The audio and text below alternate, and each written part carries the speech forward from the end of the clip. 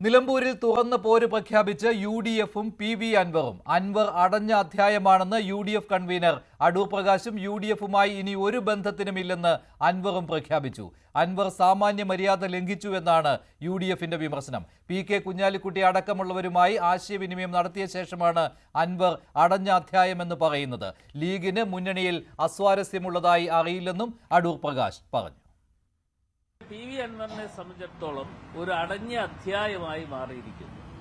യു.ഡി.എഫുമായി സഹകരിച്ചു പോകാൻ അദ്ദേഹം തയ്യാറല്ല എന്നുള്ളതിന്റെ വ്യക്തമായ ഒരു സൂചന ലഭ്യമായിട്ടുണ്ട്. പറഞ്ഞുകൂടാത്ത പല കാര്യങ്ങളുമാണ് അദ്ദേഹം ഇന്നലെ പത്രസമ്മേളനത്തിലൂടെ മീഡിയാസിലൂടെ ഒക്കെ പറഞ്ഞത്. സാമാന്യ മര്യാദകളെല്ലാം ലംഘിച്ചുകൊണ്ടുള്ള പ്രവർത്തനങ്ങൾക്ക് ശ്രീ പി.വി. അൻവർ മുമ്പോട്ട് പോയി എന്ന യാഥാർത്ഥ്യങ്ങൾ കൂടി ഞങ്ങൾ ഉൾക്കൊള്ളുന്നു. അതുകൊണ്ട് തന്നെ ഒരു അടഞ്ഞ അധ്യായമായി മാറിയിരിക്കുന്നു. വി.ഡി. സതീശൻ, ഈ പറയുന്ന പിണറായിയുടെ നിഴലായി നിൽക്കുന്ന വി.ഡി. സതീശന്റെ നേതൃത്വത്തിലുള്ള ഒരു യു.ഡി.എഫിന് എന്തർത്ഥം? അദ്ദേഹം ആ നേതൃത്വത്തിൽ ഇരിക്കുന്നിടത്തോളം കാലം TMCയും ഞങ്ങളും അതിലേക്ക് ഇല്ല എന്നാ പറഞ്ഞത്. അതേസമയത്ത് തന്നെയാണ് കഴിഞ്ഞ നിയമസഭാ തെരഞ്ഞെടുപ്പിലെ യു.ഡി.എഫിന്റെ സ്ഥാനാർത്ഥി വി പ്രകാശിന്റെ മരണവും തോൽവിയും തെരഞ്ഞെടുപ്പിൽ ചർച്ചയാക്കുകയാണ് പി.വി. അൻവർ. വി പ്രകാശ് ഹൃദയം പൊട്ടിയാണ് മരിച്ചതെന്നും അതിന് കാരണം ആര്യാടൻ ഷൗക്കത്ത് ഉണ്ടാക്കിയ സമ്മർദ്ദമാണെന്നുമാണ് അൻവറിന്റെ ആരോപണം. അതുമാത്രമല്ല, വി പ്രകാശിന്റെ വീട്ടുകാരെ സന്ദർശിക്കും എന്നും അദ്ദേഹം പ്രഖ്യാപിക്കുകയുണ്ടായി. യു.ഡി.എഫിന്റെ ആദ്യത്തെ പൊതുയോഗത്തിലേക്ക് പ്രസംഗം നടന്നുകൊണ്ടിരിക്കുമ്പോൾ ഷൗക്കത്ത് കയറി വരുമ്പോൾ ബഹുമാനിച്ചിട്ട് എൻ്റെ സുഹൃത്ത് ഈ പറയുന്ന വി പ്രകാശ് ഇറങ്ങിച്ചെന്ന് കൈ എടുത്തപ്പോൾ കൈ തട്ടിപ്പോയവനാണ് ഈ പറയുന്ന ആര്യാടൻ ഷൗക്കത്ത്. അതൊന്നും നിലമ്പൂരിലെ കോൺഗ്രസ്സുകാർ അത്ര എളുപ്പം മറക്കുമെന്ന് നോക്കണ്ട. അദ്ദേഹത്തിൻ്റെ മരണം അദ്ദേഹം ഹൃദയം പൊട്ടി മരിച്ചതാണ്. അതിന് കാരണക്കാരൻ ഇദ്ദേഹം കൊടുത്ത അങ്ങേയറ്റത്തെ പ്രഷറാണ് എന്ന് വിശ്വസിക്കുന്ന ഭാര്യയും മക്കളും അച്ഛനും അമ്മയുള്ള വീടാണത്. ആ കുടുംബത്തിൻ്റെ വേദന നിലമ്പൂരിലെ കോൺഗ്രസ്സുകാർ കാണാതിരിക്കുമോ? ആ കുടുംബം കാണാതിരിക്കുമോ? അപ്പോൾ ആ വീട്ടിൽ ഞാൻ പോവില്ലേ? അതേസമയത്ത് തന്നെയാണ് അൻവർ വിഷയം പ്രതിപക്ഷ നേതാവ് കൈകാര്യം ചെയ്തതിൽ യു.ഡി.എഫിൽ ഭിന്നത നിലനിൽക്കുന്നത്. മുസ്ലിം ലീഗിനാണ് ഇക്കാര്യത്തിൽ അതൃപ്തിയുള്ളത്. ഇന്നലത്തെ മുസ്ലിം ലീഗ് യോഗത്തിൽ വി.ഡി. സതീശിനെതിരെ വിമർശനവും ഉണ്ടായിട്ടുണ്ട്. കൂടുതൽ വിവരങ്ങളുമായി TG സജിത്ത് ചേരുകയാണ്. അതോടൊപ്പം തന്നെ CV അനുമോദ് ചേരുന്നു നിലമ്പൂരിൽ നിന്ന്. ഇന്ന് യു.ഡി.എഫ് യോഗം നിലമ്പൂരിൽ ചേരുന്നുണ്ട്. സജിത്ത്, മുസ്ലിം ലീഗിന് അതൃപ്തിയുണ്ട് എന്നുള്ള കാര്യം ശരിയാണ്. പക്ഷേ ഇനി അതൊരു പരസ്യ പ്രസ്താവനയായിട്ട് ലീഗിന്റെ ഒരു നേതാവിൽ നിന്നും ഉണ്ടാവുകയില്ലല്ലോ. യു.ഡി.എഫ് കൂട്ടായി എടുത്ത തീരുമാനമാണ് എന്ന രീതിയിലേക്ക് തന്നെയല്ലേ യു.ഡി.എഫ് നേതാക്കളുടെ പ്രതികരണം അൻവറിന് നേരെ വാതിലടച്ചത്? തീർച്ചയായിട്ടും ലീഗിൻ നേതാക്കളിൽ നിന്നും പരസ്യ പ്രതികരണം ഈ തെരഞ്ഞെടുപ്പിന് മുമ്പ് നമുക്ക് പ്രതീക്ഷിക്കേണ്ടതില്ല. പക്ഷേ ലീഗിന് അതൃപ്തിയുണ്ട്. അത് മുന്നണി യോഗങ്ങളിൽ ഒരുപക്ഷെ ഉണ്ടായേക്കാം. അതിനപ്പുറം ലീഗ് യോഗങ്ങളിൽ അത് ഉണ്ടായിട്ടുമുണ്ട്. ഒരുപക്ഷെ ഈ തെരഞ്ഞെടുപ്പിൽ നിലമ്പൂരിൽ യു.ഡി.എഫിന് ഒരു തിരിച്ചടി ഉണ്ടായാൽ അത് കൂടുതൽ പരസ്യമാകുമെന്ന് മാത്രമല്ല വി.ഡി. സതീശനെതിരായ നീക്കമായി തന്നെ അത് പ്രകടമാവുകയും ചെയ്യും. അതാണ് അവർക്കിടയിലെ പൊതുവികാരം. കാരണം ഈ വിഷയം കൈകാര്യം ചെയ്തതിൽ വലിയ പിഴവ് സംഭവിച്ചിട്ടുണ്ടോ എന്നത് ലീഗിന് മാത്രമല്ല കോൺഗ്രസിലെ പല നേതാക്കൾക്കും അഭിപ്രായമുണ്ട്. പക്ഷേ തൽക്കാലത്തേക്ക് കോൺഗ്രസിൻ്റെ പതിവ് പരസ്യ നീക്കങ്ങളൊന്നും നമ്മൾ പ്രതീക്ഷിക്കേണ്ടതില്ല.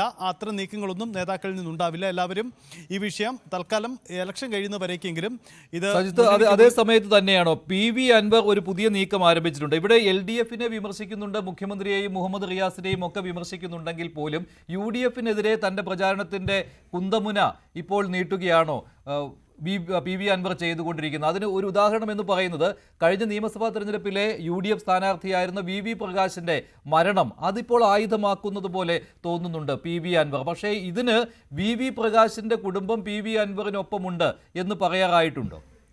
അങ്ങനെ പറയാറായിട്ടില്ല പൂർണ്ണമായിട്ടും. കാരണം ആ കുടുംബം ഒരു പരസ്യ പ്രതികരണത്തിലേക്കും നിലപാടിലേക്കും വന്നിട്ടില്ല. പക്ഷേ അൻവറിൻ്റെ നിലപാട് വി പ്രകാശിൻ്റെ കുടുംബം അത് യു.ഡി.എഫിന് എതിരെ നിലപാടെടുക്കും. പ്രത്യേകിച്ച് ആര്യാടൻ ഷൗക്കത്തിനെ സ്ഥാനാർത്ഥിയാക്കിയ പശ്ചാത്തലത്തിൽ അത് പരസ്യമായി വരും എന്നതാണ് അൻവറിൻ്റെ നിലപാട്.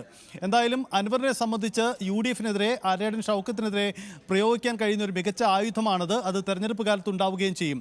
പി.വി. അൻവർ മത്സരരംഗത്തുണ്ടാവുന്നത് ആർക്കാണ് ഏറ്റവും ദോഷം എന്ന ചോദ്യത്തിൽ ഒരുപക്ഷേ അൻവർ ഇത് വൈകാരിക വൈകാരിക വിഷയമായി ഈ പ്രകാശിൻ്റെ വിഷയം ഏറ്റെടുത്താൽ അത് UDF-ന് തന്നെ ദോഷം ചെയ്യും എന്ന് നമുക്ക് കരുതേണ്ടി വരും. പ്രത്യേകിച്ച് ആര്യാടൻ ഷൗക്കത്താണ് മറുവശത്ത് എന്നതിനാൽ അത് ആ തരത്തിൽ തന്നെ ഉണ്ടാവാനാണ് സാധ്യത.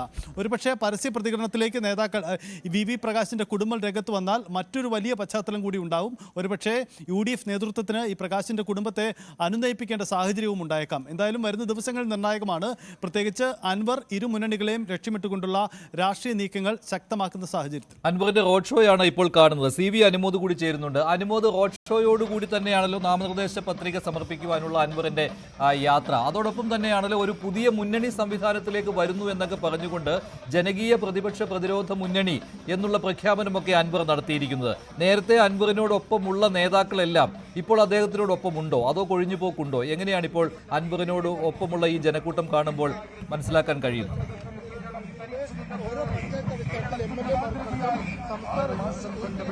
മഞ്ജുഷ, അൻവറിന്റെ റോഡ് ഷോ ഇപ്പോൾ താലൂക്ക് ഓഫീസിനടുത്തേക്ക് എത്തിക്കൊണ്ടിരിക്കുകയാണ്. അൻവറിനൊപ്പം നമുക്ക് കാണാൻ കഴിയും KT അബ്ദുറഹ്മാനും EA സുബൂരിനെയും പോലെയുള്ള മുൻപ് ഉണ്ടായിരുന്ന നേതാക്കൾ തന്നെയാണ് ഒപ്പമുള്ളത്. അതിനപ്പുറത്തായിട്ട് ആം ആദ്മി പാർട്ടിയുടെ പ്രവർത്തകരും ഇന്ന് റോഡ് ഷോയുടെ ഭാഗമായിട്ടുണ്ട്.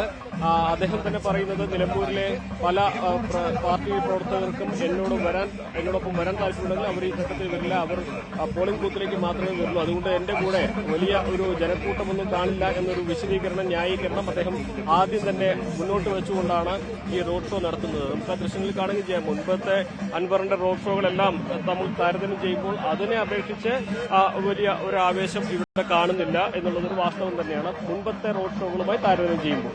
എന്നിരുന്നാൽ തന്നെയും അൻവർ ഒറ്റയ്ക്ക് ഇവിടെ പോരിനിറങ്ങുന്നു എന്നുള്ളതാണ് ഏറ്റവും പ്രധാനപ്പെട്ട കാര്യം. തന്നോട് ചെയ്ത കാര്യങ്ങൾ ഇതൊക്കെ തന്നെ ജനങ്ങൾക്ക് മുൻപിൽ അക്കമിട്ട് പറഞ്ഞുകൊണ്ടാണ് അൻവർ തന്റെ റോഡ് ഷോ ആരംഭിച്ചത്. എന്നാണെങ്കിലും അൻവറിന്റെ കൂടെ ഇതുവരേക്കും വലിയ ഒരു ഈ മുമ്പുണ്ടായിരുന്ന ആളുകൾക്ക് പുറമെ മറ്റാരും എത്തിയിട്ടില്ല എന്നുള്ളതൊരു വസ്തുത തന്നെയാണ്. പക്ഷേ തെരഞ്ഞെടുപ്പിന്റെ ദിവസങ്ങൾ മുന്നോട്ട് പോകുന്തോറും അൻവർ ഈ സാഹചര്യത്തിൽ മാറ്റമുണ്ടാക്കുമോ എന്നുള്ളതാണ് അറിയേണ്ടത്. അൻവറിന്റെ റോഡ് ഷോ പുരോഗമിക്കുകയാണ്. അല്പസമയത്തിനകം നാമനിർദ്ദേശ പത്രിക നൽകും. PV അൻവർ ഇന്ന് മാധ്യമങ്ങളെ കണ്ടപ്പോൾ VD സതീശിനെതിരെയും ആര്യാടൻ ഷൗക്കത്തിനെതിരെയും മുഹമ്മദ് റിയാസിനെതിരെയും വിമർശനം ഉന്നയിച്ചിരുന്നു. അതുമാത്രമല്ല ഈ 3 പേരും തനിക്കെതിരെ വ്യക്തിഹത്യ നടത്തുകയാണ് എന്നും അൻവർ പറയുകയുണ്ടായി. നേതാക്കൾ കാട്ടിക്കൂട്ടിയ എല്ലാ കാര്യങ്ങളും നിലമ്പൂരിൽ TV വെച്ച് പ്രദർശിപ്പിക്കുമെന്നാണ് അൻവറിന്റെ വെല്ലുവിളി. മുഹമ്മദ് റിയാസ് നവകേരള സദസ്സിന്റെ പേരിൽ പണം പിരിച്ചതിന്റെ തെളിവുണ്ടെന്നും അൻവർ പറയുന്നു. ഇപ്പോൾ നടന്നുകൊണ്ടിരിക്കുന്നത് തന്നെ വ്യക്തിഹത്യ നടത്താനാണ്. ഞാൻ നിലമ്പൂർ അങ്ങാടിയിൽ ടെലിവിഷൻ എടുത്തു വെച്ചിട്ട് ഇവരൊക്കെ കാട്ടിക്കൂട്ടിയ പലതും എൻ്റെ കയ്യിലുണ്ട്. ഈ പറയുന്ന VD സതീശനായാലും ഇതിൻ്റെ പിന്നിൽ പ്രവർത്തിക്കുന്ന മുഹമ്മദ് റിയാസ് ആയാലും ആര്യാടൻ ഷൗക്കത്തായാലും തലയിൽ മുണ്ടിട്ട് നിലമ്പൂരിൽ നിന്ന് ഓടി ഒളിക്കേണ്ട ഗതികേടിലേക്ക് പോകും.